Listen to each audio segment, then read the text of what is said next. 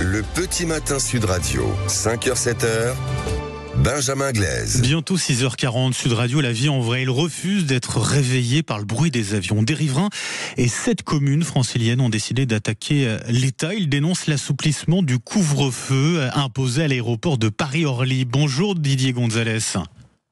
Bonjour. Et merci d'être avec nous ce matin sur Sud Radio. Vous êtes le maire de Villeneuve-le-Roi, c'est dans le Val-de-Marne. Vous avez décidé d'attaquer un arrêté du ministère des Transports devant le Conseil d'État.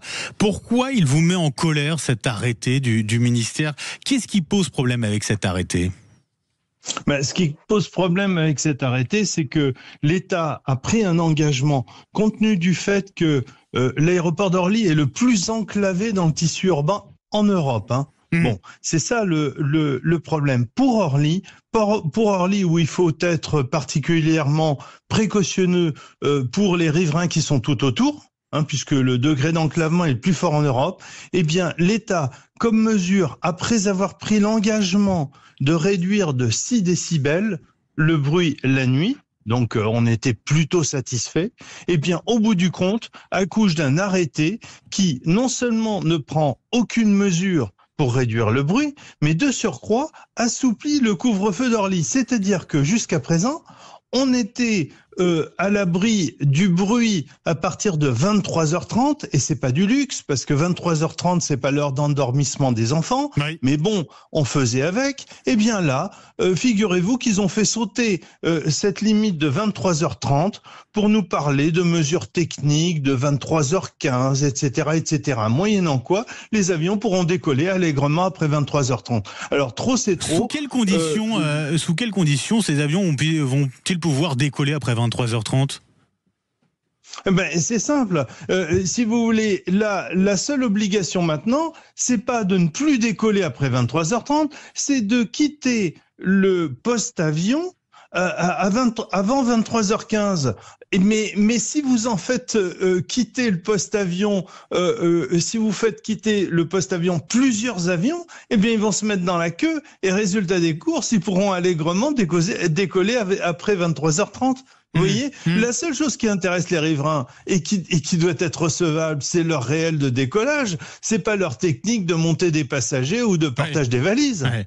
Avec des conséquences, forcément, vous l'avez dit, l'aéroport de Paris-Orly le plus enclavé d'Europe, ça veut dire, si Exactement. Cet arrêté passe, il sera appliqué, je crois, en octobre 2026, ça aurait des conséquences concrètes et véritablement dans le quotidien des riverains. Mais exactement. Et ça, c'est pas moi qui le dis, puisque ce sont les propres services de l'État. L'ARS dit que tout au contraire, il faut aller sur une solution qui était proposée de rallonger le couvre-feu et pas de le diminuer.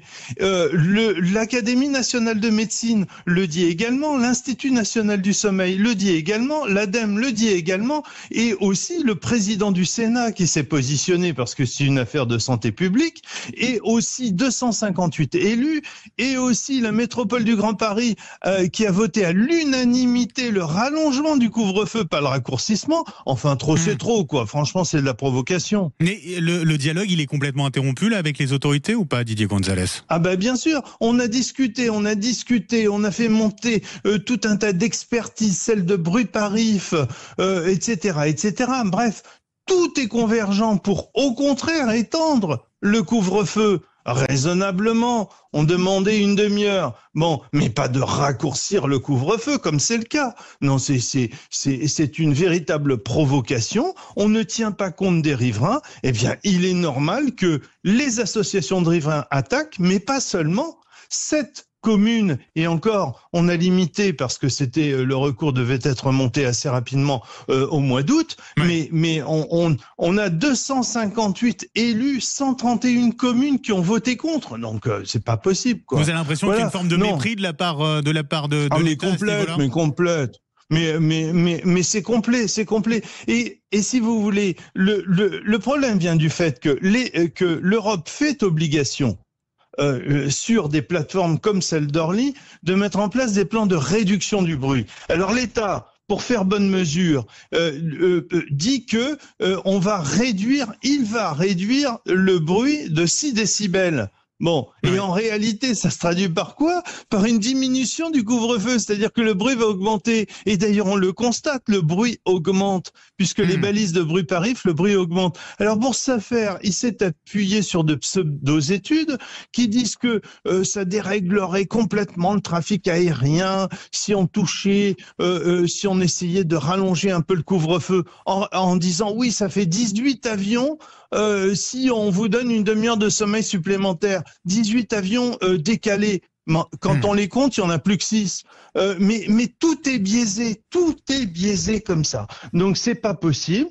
Nous attaquons un État parjure qui devrait défendre les riverains, puisqu'il s'avère que c'est une question de santé publique. Et tenez-vous bien, à hauteur de 750 000 habitants quand même. Hein. Oui, vous avez donc une c'est idée, pas possible d'agir ainsi. Vous savez quand le Conseil d'État rendra sa décision?